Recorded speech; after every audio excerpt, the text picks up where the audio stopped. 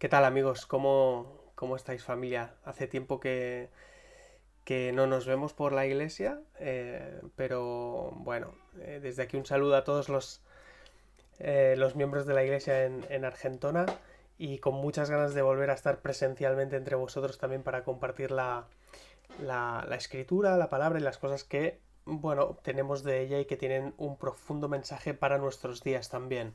Sabéis que es una de las cosas que más me apasiona, leer la Biblia, estudiarla y transmitirla.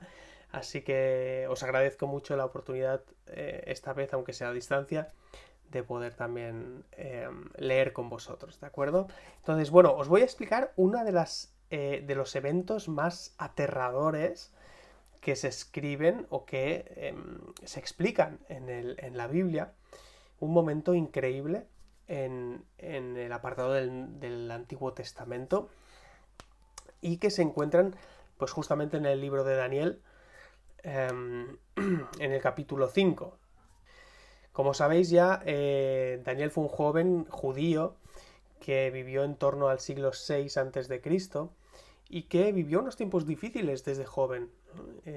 Muchos de nosotros no sabemos lo que es esto, quizás nuestros abuelos, o bueno, hace algunos años atrás, ¿no? Que vivieron un conflicto bélico, por ejemplo, en el caso de España. Pero Daniel, cuando era joven, vivió una situación delicada, una situación de mucho, bueno, de mucha dificultad, porque vino el imperio babilonio de la mano del rey Nabucodonosor. Estamos hablando que en el año 587 a.C., el rey de Babilonia asedió toda Jerusalén, y finalmente, pues sería la ciudad conquistada. Lo interesante es que a nivel histórico, y esto es un hecho histórico que cualquiera puede consultar en libros históricos, fue algo que esta invasión fue descrita también por los profetas, en este caso en la misma Biblia, Isaías, Jeremías, y vivieron los tiempos justo antes en los que declararon que por causa de que Israel había abandonado a su Dios, Dios iba a enviar un ejército, enviaría un pueblo de cuyo nombre no conocían ni entendían su lenguaje y que vendría sobre ellos. Y eso se produce en el 587 antes de Cristo, ¿no? Llegó el imperio babilonio y conquistó la ciudad de Jerusalén después de asediarla durante prácticamente 2 años y que se quedaran sin suministros y las personas tuvieran que pasar momentos durísimos. Lo que hizo el pueblo babilonio fue no acabar con todas las personas, sino coger a aquellos jóvenes más capacitados, aquellos nobles que estaban acostumbrados a estar en la alta curnia, pero porque eran personas inteligentes, habían estado entrenadas para servir a altos cargos, y se los llevaron para Babilonia, cautivos. Y entre ellos había un grupo de jóvenes, que eran 4, se llamaban Nazarías, Misael y Ananías y Daniel. Bueno, el rey Nabucodonosor entró en el templo de Jerusalén también y se llevó todos los utensilios de plata, de oro, etcétera, que había en el templo y que estaban dedicados a Dios y que eran usados por los sacerdotes en todos los rituales en aquel momento. Y muchos años después, ya estando en Babilonia, donde Daniel creció con sus amigos también, y creció aprendiendo el lenguaje babilonio, las costumbres babilonias, los dioses babilonios, la cultura babilonia, y estuvo también pues vinculado siempre a servir a los altos cargos. Pero el tiempo pasó y ese rey Nabucodonosor murió. Y en su lugar reinó su hijo, llamado Belsasar. Y cuenta la Biblia que el rey Belsasar ofreció un gran banquete para 1 millar de los miembros de la realeza, y bebió vino, empezó a sacar vino y alcohol, etc. Y vivieron hasta emborracharse. Y mientras brindaban, Belsasar mandó que le trajeran las copas de oro y de plata que su padre Nabucodonosor había sacado del templo de Jerusalén muchos años antes, y trajeron esas copas y sus utensilios, y los usaron no como algo apartado para Dios, sino justamente mientras se emborrachaban beber vino y adoraban también a sus dioses que eran dioses de plata, de oro, y que no podían ver, ni escuchar, ni hablar. Hay algo que el alcohol hace, ¿no? Y es que el alcohol desinhibe. Pero cuando desinhibe, es justamente para facilitar el camino al cumplimiento del deseo. Cuando hablamos del deseo, en este caso, que la Biblia describe como deseos carnales, son aquellos deseos que intentan satisfacer la inquietud inmediata que uno tiene, pero a sí mismo. Es decir, uno intenta satisfacerse a sí mismo. Uno con el alcohol no se desinhibe para ayudar a los demás, sino que se desinhibe para perseguir satisfacerse. ¿Vale? Eso no quiere decir que en el momento que alguien tome una copa de vino o tome una cerveza, después ya tiene que estar pues perdidamente enloquecido, ¿no? Por ejemplo, a veces da una sensación de cierta euforia, entonces puede ir desde hablar más hasta, cuando uno va abusando, perder la noción de muchas cosas y pues entregarte a deseos eróticos, a adulterar, a codiciar lo que no te corresponde, etcétera, ir más allá. Entonces, en el libro de Proverbios, no sé si recordáis ese fragmento, pero a mí me gusta, ¿no? Es interesante el libro de Proverbios para los que no lo habéis leído o no lo leéis habitualmente. Da siempre como tips, consejos y cosas de la vida cotidiana que realmente, creas o no creas en Dios, Proverbios, vas a ver que leyéndolo te vas a dar cuenta de que todo lo que dice es verdad. Y hay unos versículos en el capítulo 23, 31 al 33, que dice: no mires al vino cuando rojea, ni en cómo brilla la copa. Entra suavemente, pero al final como una serpiente muerde y como una víbora pica. Cuando la serpiente muerde, vemos a los encantadores con la flauta, ¿no? Y cómo se mueve la cobra, así como... No, es como que... Es decir, su movimiento es mucho más rápido a nuestra reacción. ¿Me explico? Entonces nosotros podemos estar encantados mirando sin darnos cuenta y antes de que nos demos cuenta nos habrá pegado un picotazo. Entonces, como una víbora pica, dice, tus ojos verán cosas extrañas y tu corazón imaginará perversidades. Estas cosas no es nuevo. ¿La Biblia es retrógrada o es actual? Esto que hablaba está pasando actualmente. Imaginará perversidades y te serás como el que se acuesta en medio del mar o como el que se acuesta en lo alto de un mástil. ¿Qué le pasa a alguien que se acuesta en medio del mar? Es absurdo, ¿no? Se ahoga. Acostarte en el agua y justo en el mitad del mar que estás solo es ahogarte. Y si te acuestas en lo alto de un mástil, ¿qué pasa? Que te vas a caer a la primera. Te adormecerás y no te habrás dado cuenta y ¡pam! Te pegarás el porrazo. Vas a caer, ¿no? Y dirás, me han hecho daño, pero no me dolió. Me pegaron, pero no lo sentí. Cuando despierte, dice, volverás a buscar más. Es interesante, ¿eh? Cómo describe en este sentido el alcohol y que es cierto que se puede aplicar también a otras sustancias. La desinhibición no es para hacer lo bueno, aunque a veces podamos alegrarnos con el vino, y lo digo ahora muy suavemente, ¿no? Que produzca cierta euforia y no por el hecho de tomar una copa, como decíamos, uno no va a hacer locuras, ¿de acuerdo? Pero siempre que se desinhibe el ser humano, ya sea en pequeña escala o en mayor medida, siempre será para satisfacer lo que el cuerpo desea. Eso es algo, no es lo que desea el espíritu, lo que desea el cuerpo. Por eso Pablo, en la carta a los Efesios, esto aparece en el capítulo número 5, versículos del 18 al 19, dice: no os embriaguéis, no os emborrachéis con el vino que provoca desenfreno, sino más bien llenaos del Espíritu Santo. Dice, el Espíritu de Dios no te hace tambalear, sino que lo que hace justamente el Espíritu de Dios es mantenerte firme y fuerte en la adversidad. Esto es lo que provoca cuando alguien está lleno del Espíritu Santo.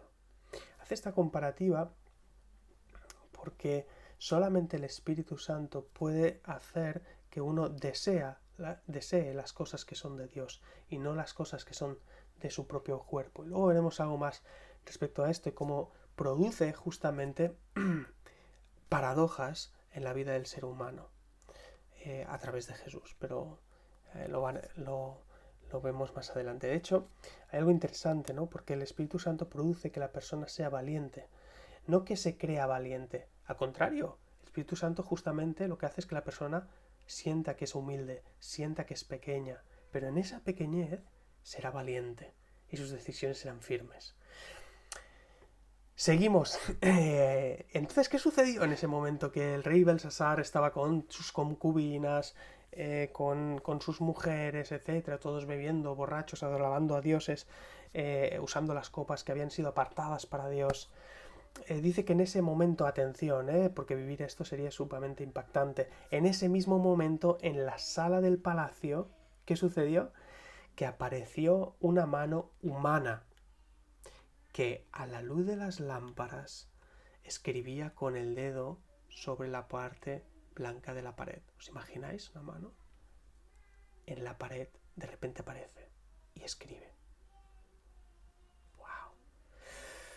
Mientras el rey, mientras el rey observaba la mano que escribía, el rostro le palideció del susto. ¿Sabes ese bajón que...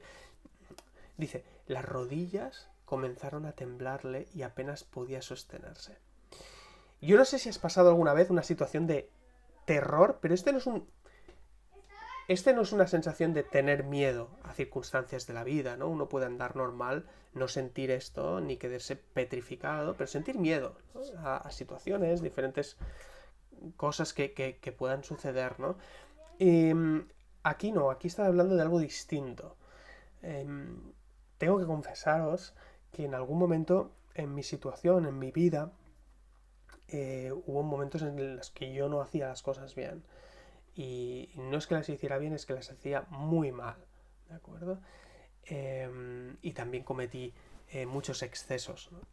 Entonces, justamente yo recuerdo una experiencia de ir en el coche y, bueno, y muchos conocéis mi testimonio también, ¿no? De cómo Dios cambió mi vida completamente y radicalmente. Y me encontraba en el coche, en fin, para que no me parara la policía, ¿no? Y llevando sustancias estupefacientes encima y mal, ¿no? Entonces me acuerdo que íbamos 3 personas en el coche y de repente entrando como dando la vuelta a la rotonda y metiéndonos en la autopista, nos encontramos la Guardia Civil parando a las personas. Y ¿sabéis la sensación de decir, no es porque aquí me pongan una multa, es que me voy preso directamente? Pero una sensación de quedarte petrificado, una flojera en las piernas, porque era auténtica flojera, ahí lo pierdes todo, Comencé a temblar, pero quieto, pero esto es aterrado, esa es la sensación, porque además hay una sensación de amenaza, por cuanto tú sabes que hay algo que no estás haciendo bien, y esa cosa va contra ti. Entonces yo vi la autoridad delante de mí en ese momento. Aún no sé por qué no fuimos parados en ese momento. Pero si nos hubieran parado realmente, yo acababa preso. Y bueno, le comparé un poco la situación, ¿no? Entonces dice que apenas se podía sostener. Y mandó que vinieran los hechiceros, los astrólogos, los adivinos y todos los sabios babilonios, ¿no? Y les dijo, al que lea lo que está escrito allí y pueda entenderlo y me diga lo que significa, lo vestiré de púrpura, le pondré una cadena de oro en su cuello y lo nombraré tercer gobernante del reino. Todos los sabios del reino se presentaron, pero no pudieron descifrar lo que había escrito, ni decirle al rey lo que significaba. Esto hizo que el rey Belsasar se asustara y palideciera más todavía, ¿no? Los nobles, por su parte, estuvieran completamente confundidos. No hay cosa más angustiosa en la vida que recibir un mensaje que sabes que va dirigido a ti, pero que tú no lo puedes entender. Y de hecho es algo que le sucedió a Nabucodonosor, su padre también, pero a través de los sueños.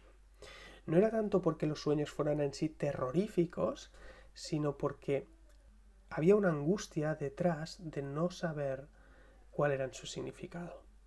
No sé si hay personas entre vosotros que alguna vez os hayan hecho un TAC, ¿no? Una prueba que al final es una tomografía computarizada, y es una prueba que se realiza en algunos casos cuando por otras vías, no se logra identificar cuál es el problema o el origen de un tipo de dolencia que tengamos en el cuerpo, ¿no? Entonces no es algo que los médicos recomienden a la ligera porque hay un coste de radiación el hecho que pasar esta prueba, ¿no? Pero si después de varias pruebas no encuentran lo que tienes, pues sí que se considera como una prueba a hacer, el TAC.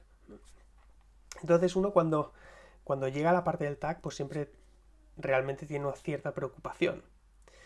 En el sentido de que, ¿qué será eso que tengo? ¿Qué no será?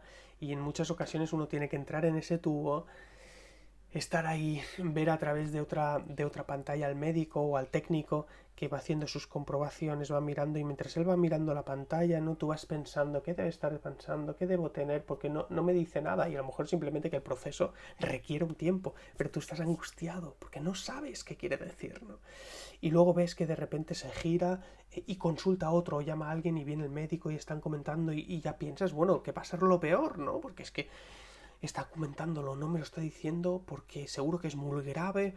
Y entonces, ¿no? Hay personas que lo sufren de esta manera. Pero es muy angustiante el no saber, el no entender lo que está sucediendo. Y es algo que tiene que ver contigo, porque eres tú el que está metido en el tubo y a quien le están haciendo pruebas. De manera que es una situación realmente angustiosa, ¿no? Pues Belsasar había convocado todos sus hechiceros, sus sabios, etc. Y nadie, por mucho que hablaban entre ellos, lograban tener la respuesta. Entonces hay un momento de incertidumbre, y conocemos lo que es la incertidumbre por los días que estamos pasando hoy también, en esta época, pero es en este momento que de repente todo el mundo no sabe muy bien qué sucede y entra la reina, ¿no? Y le dice, oh rey, tal vez haya alguien que sí que sepa ayudarte a interpretar o tenga la respuesta de lo que quiere decir esas palabras. Y hay una cosa que inquieta más, ¿no?, que una mala noticia, y es no saber cuál es, no saber su significado. Ahora fijaos cómo es Dios, que escribe un mensaje trascendental para el rey y para su reino y para su gobierno, pero no le da la interpretación, no le da el significado. Es decir, puedes leer lo que pone, pero desconoces cuál es su interpretación y su significado. Si intentas hacer un pastel con una receta que está en alemán, saldrá un churro, ¿no? Será un desastre, porque podrás leer las letras, pero no sabes lo que quiere decir. Y por tanto, hay un mensaje, aquel mensaje proviene de Dios, aquel mensaje llega al destinatario indicado, pero no puede entenderlo. ¿Por qué hace Dios esto? Bueno, Dios en todo su plan siempre ha querido una cosa, y es contar con las personas, contar con su pueblo, contar con aquellos que le obedecen, con aquellos que le siguen, con aquellos que le buscan, con aquellos que le quieren conocer y con aquellos que le aman. Y ese momento había una persona que cumplía esas características, y era Daniel. Así que Dios le usó justamente porque era alguien que le buscaba, que le respetaba y que le amaba. Y leemos en el versículo 13 al 20 del mismo capítulo de Daniel, dice que Daniel fue llevado ante la presencia del rey y éste le preguntó, ¿así que tú eres Daniel, uno de los exiliados que mi padre trajo de Judá? Me han comentado que en ti reposa el espíritu de los dioses y que posees gran agudeza e inteligencia y una sabiduría sorprendente. Los sabios y hechiceros se presentaron ante mí para leer esta escritura y decirme qué significaba, pero no pudieron descifrarla. Y según han dicho, tú puedes dar interpretaciones y resolver problemas difíciles. Si logras descifrar e interpretar lo que está escrito, te vestiré de púrpura, te pondré una cadena de oro en el cuello y te nombraré tercer gobernante en el reino. puedes quedarte, atención a la respuesta de Daniel, puedes quedarte con tus regalos, oh rey, dáselos a otro, respondió Daniel. Mira, el que sigue a Dios y el que se deja usar por Dios no tiene la mente puesta en las cosas de la tierra, no tiene la mente en sacar dinero, no tiene la mente... Sí, hemos visto y probablemente veréis que en este mundo hay multitud de personas que se hacen pasar por cristianos, pastores, líderes, etcétera, y que únicamente está su teléfono ahí para pedir dinero, pedir dinero, pedir dinero. Pero, y es verdad que las comunidades cristianas se tienen que sostener igual que cualquier otra de las personas que puedan dar en su momento un donativo porque lo sienten así. Pero no es la voluntad de Dios, ni es la función de la Iglesia ni de los cristianos el obtener dinero por medio del mensaje que han recibido por gracia y sin nada a cambio. Eso es el amor, dar sin esperar nada a cambio. Y en esto consiste en hablar también el mensaje de Dios. Entonces Daniel le dice, quédate con todo, a mí no me interesa esto, dáselos a otro si quieres, tercero del reino, pero dáselo a otro, porque yo no vengo aquí para obtener nada de ti. Yo voy a leerte lo que está escrito en la pared y te explicaré lo que significa. Dice, y atención lo que sucede ahora, porque Daniel no empieza a relatarle cuál es la inscripción y su significado, sino mira lo que dice. Dice, oh rey, el Dios Altísimo dio al rey Nabucodonosor tu padre grandeza, gloria, majestad y esplendor. Gracias a la autoridad que Dios le dio, ante él temblaban de miedo los pueblos, naciones y gente de toda lengua. A quien él quería matar, lo mandaba matar, y a quien quería perdonar, lo perdonaba. Si quería ascender a alguien, lo ascendía, y si quería humillarlo, lo humillaba. Pero, cuando su corazón se volvió arrogante y orgulloso, se le arrebató el trono real y se le despojó de su gloria. ¿Cuándo no hubo remedio para Nabucodonosor? Que tenía autoridad para decir, ataca aquí, ataca allá, a este perdónale la vida, a este decapítalo, etc. ¿Cuándo? ¿Cuál fue el gran problema? Cuando se volvió arrogante, cuando su corazón se volvió arrogante y orgulloso. Entonces es cuando él lo perdió todo, perdió su gloria. ¿Os recuerda algún ejemplo de la Biblia esto? Bueno, el diablo, ¿no? La Biblia nos describe cómo Lucifer, el ángel de luz, perdió su estado de gloria cuando él aspiró y quiso ser como Dios, en un sentido comparativo, de llegar a ser como él. Es un misterio lo de la humildad, es un misterio. Yo recuerdo una experiencia en el trabajo, había una persona importante, es decir, relevante en la organización, que finalmente se retiró, se jubiló, y bueno, hizo un discurso, ¿no? Y que reuníamos a todos los trabajadores y fue un discurso muy bonito y a mí me gustó. Y él explicó cómo él fue creciendo, ¿no? en la empresa desde que entró y todos los años, la trayectoria, etc. Pero él tuvo un momento para mí que fue muy importante. Fue un momento de gracia, ¿no? Y es que en ese momento, normalmente, cuando uno nombra personas de las que se acuerda, son los que han estado más cerca de él, pero también las personas más relevantes, ¿no? E hizo referencia a una mujer de mantenimiento. Trabajaba como mantenimiento. Probablemente una de las personas más humildes, y ahora no hablo en aspectos económicos, sino más humildes de ser alguien que va trabajando, ¿no? Y que, bueno, quizás no es donde la gente tiene puestas las miradas, ¿no? Pero está trabajando. Tuve la oportunidad de tener una buena relación y hablar con esta persona también y la verdad es que era muy buena persona esta mujer.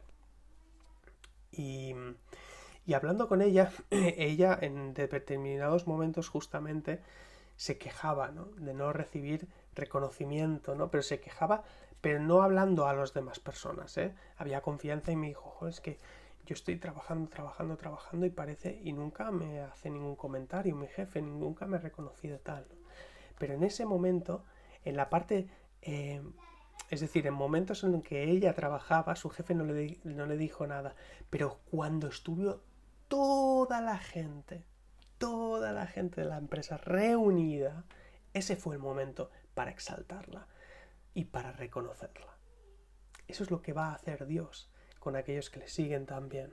Un día, cuando todo el mundo esté reconocido, aunque tú hayas estado ahí dando y dando y dando y dando, y digas, ¿para qué no? ¿Para qué? Si nadie lo ha visto ni nadie lo ha reconocido, sepas que Dios sí está viendo todas las cosas que tú haces, absolutamente todas, y va a tener un momento de gloria para ti también, si le has reconocido y le has seguido, aunque ahora veas que nadie está viendo todo lo que tú haces, lo importante es que lo vea Dios.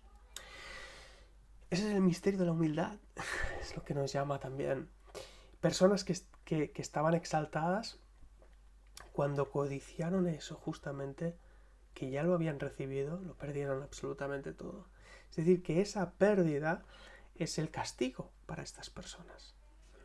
En cambio, Jesús dejó a un lado su gloria, su reconocimiento, y lo hizo voluntariamente para hacerse pequeño. Y hay una regla que es promesa de Dios, ¿no? Y es que todo el que se humilla será exaltado, y todo el que se exalta a sí mismo, al final acaba humillado. Y esas son las reglas que decíamos al inicio, ¿no? Que el Espíritu Santo es la persona que Dios envía a vivir en cada uno de aquellos que le reconocen, transforma la vida de las personas y hacen que para este mundo se conviertan en una auténtica paradoja. Y de ahí viene también: más feliz es dar que recibir. Es el humilde el que da. Es el humilde el que se goza dando y no recibiendo, justamente. Y es el codicioso el que espera siempre estar recibiendo y no hay paz en su corazón. Por eso dice la Escritura que Jesús se humilló siendo Él Hijo de Dios, y Dios lo exaltó hasta lo sumo, y nadie habrá por encima de Él, ni antes, ni ahora, ni jamás en toda la historia.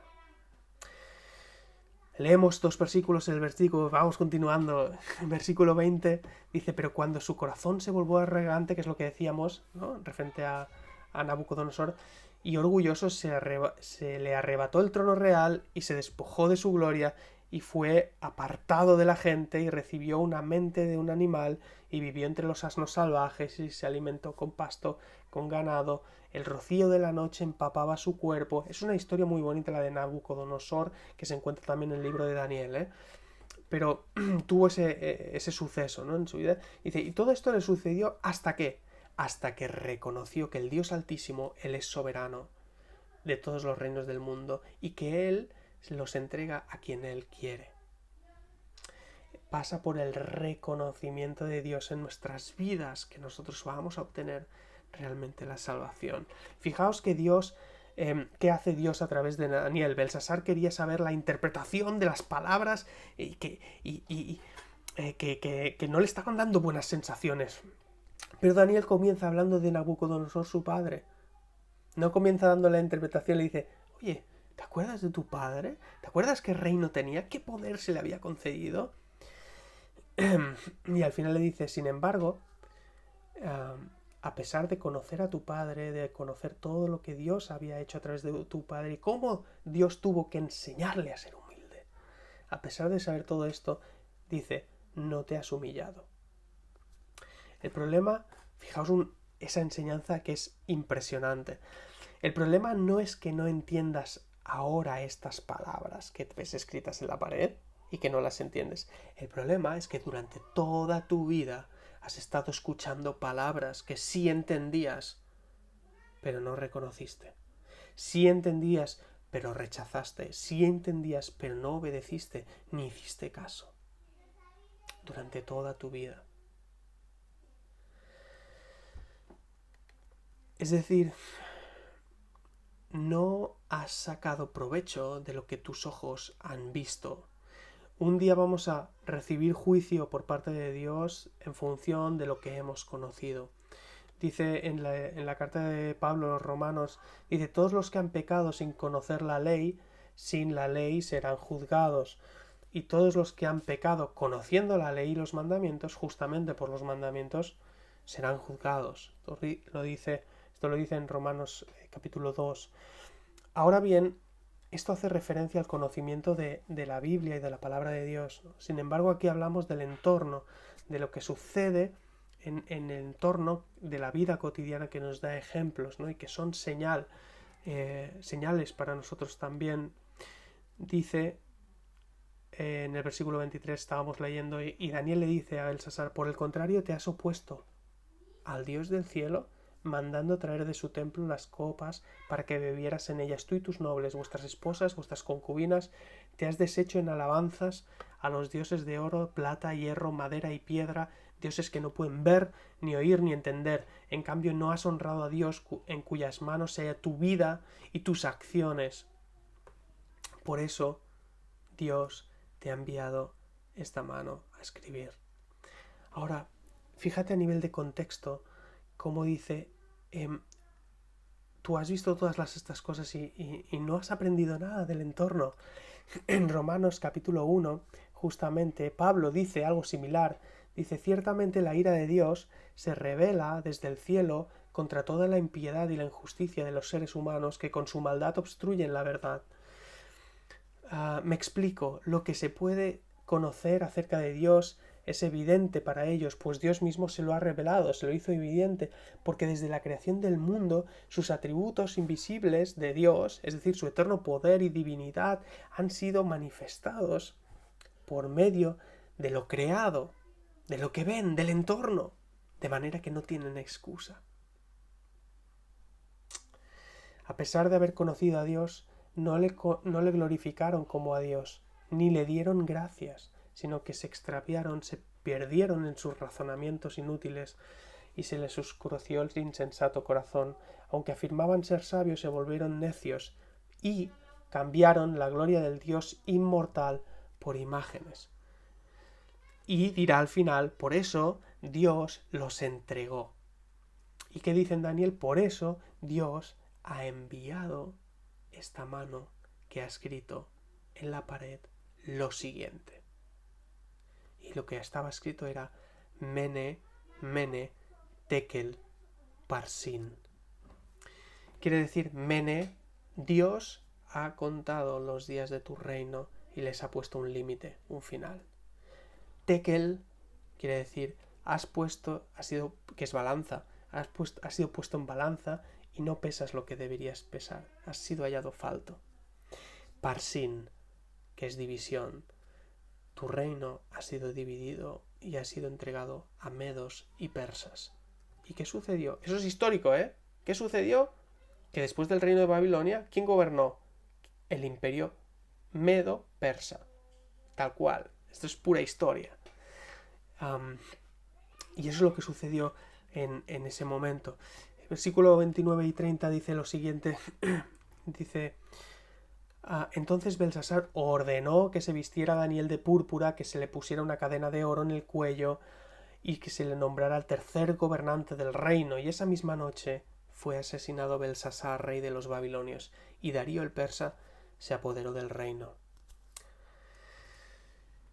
Hay algo similar entre lo que sucedió en aquella ocasión y lo que sucede hoy con cada uno de nosotros.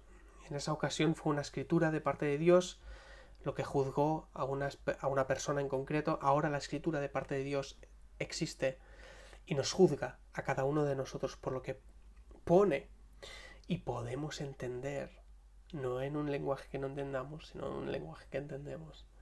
Nuestros días, mene, mene, nuestros días están contados también. Tekel, nuestros días están contados y hemos sido pesados. Hemos sido pesados en balanza y no hemos pesado lo que debíamos pesar. Hemos sido hallados faltos también. Y por lo tanto, ese reino ha sido destruido en esta tierra. Nuestro reino en nosotros mismos ha sido destruido. Nuestro cuerpo ha sido destruido. Hemos perdido el dominio y hemos sido entregados a nuestros enemigos. El mensaje para mí, para Dani y para ti es Mene, Mene, Tekel, Parsin. Pero igual que el Antiguo Testamento, igual que en el Antiguo Testamento, en el Nuevo también hay un episodio en el que aparece una mano escribiendo. Esta no estaba escribiendo en una pared, sino que estaba escribiendo en la arena. Y esta mano era humana también. Y esta mano pertenecía a alguien llamado Jesús, Yeshua. Y mientras escribía, estaba escribiendo en el suelo, le trajeron a juicio una mujer que había sido pillada justamente cometiendo adulterio con una persona que no era su marido. Y los judíos le trajeron la mujer delante de Jesús y le dijeron: mira, la ley de Moisés nos dice que debemos apedrearla. Y Jesús seguía escribiendo en tierra. Y ellos insistieron: ¿qué? ¿Qué tenemos que hacer? Si dice eso la ley, ¿ahora qué dices tú? Y él levantó su cabeza y les dijo: el que esté sin culpa o sin pecado, que tire la primera piedra. Y uno a uno todos se fueron yendo y dejando sus piedras en el suelo. Y Jesús le dice a la mujer: mujer, ¿dónde están los que te condenaban? ¿Nadie te condenó? Ni yo te condeno ahora. Vete y no peques más. Eso es muy importante, porque esa es la parte que hoy día estamos dejando de compartir con las personas y de predicar. Jesús dijo: ni yo te juzgo, que Él es Dios y puede decir estas cosas. Hoy día, cuando vemos ciertas cosas, decimos: no podemos juzgar. Pero Jesús también dijo una cosa: ve y no peques más. Es decir, deja de hacer lo que estás haciendo. Ahora, si todos fueron hallados faltos y la mujer también, ¿cómo puede decir Jesús: ni yo te condeno? ¿No condena a Dios el adulterio? Sí que lo condena. Entonces, ¿por qué Jesús dijo que no la condenaba? Bueno, Jesús le dijo que no la condenaba porque Él mismo justamente había venido para recibir el castigo de condenación, que era el castigo de muerte, para ocupar el lugar de esa mujer. Y tu lugar también. Y también el mío. En una cruz. Lo que Dios nos enseña hoy es que hay un mensaje que proviene de Dios, que hay un destinatario, que son todas las personas sin distinción de sexo, de raza, de religión, de lo que sea. Y hay un mensajero, y ese mensajero eres tú. Y como era el mensajero antes, que hablábamos de Daniel, ¿cómo era? Era alguien que conocía a Dios, era alguien que pasaba tiempo con Él, era alguien que amaba a Dios, era alguien que le respetaba, era alguien que le obedecía por encima de todas las cosas. ¿Cómo eres tú? Porque Dios quiere usarte como Daniel para llevarte a reyes, para llevarte a gobernantes, a cualquier rincón de esta tierra. ¿Estás pecando? ¿Amas a Dios pero no estás viviendo una vida íntegra delante de Él? Dice la Biblia, y con esto termino, dice: acércate a Dios y Él se acercará a ti. Limpia tus manos, tú que eres inconstante, purifica tu corazón. Reconoce tu miseria delante de Él y tus fracasos. Humillaos delante del Señor y Él os levantará. Un saludo.